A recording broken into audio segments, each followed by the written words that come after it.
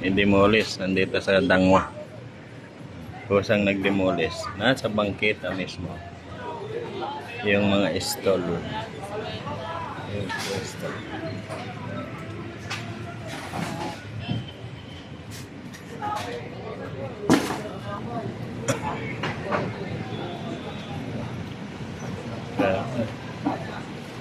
Paano kung walang Isko Moreno?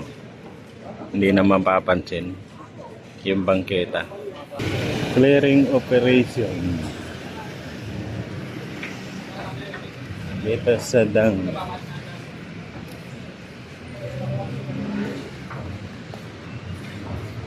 Grabe, bangketa kasi mga kababayan. Kung mapapansin nyo, tambak ng basura. Kung mapapansin nyo, sa bangketa mismo ito. Tinayuan ng establishmento. Ilang pwesto ito? 1, 2, 3, 4, 5, 6, 7, 8, 9, 10.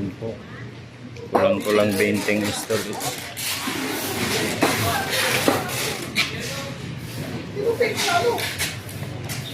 Bangketa. Walang kakitaan. Gano'n katagal kaya ito. Mga kababayan, hindi pala ito demolition, renovation. Na kailangan nilang baguhin yung mga pwesto nila.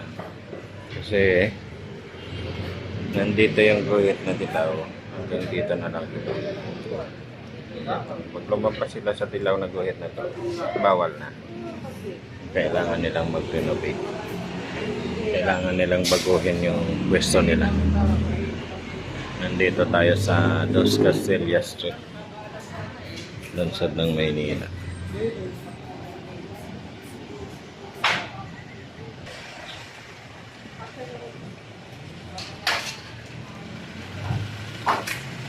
Kain mo nun!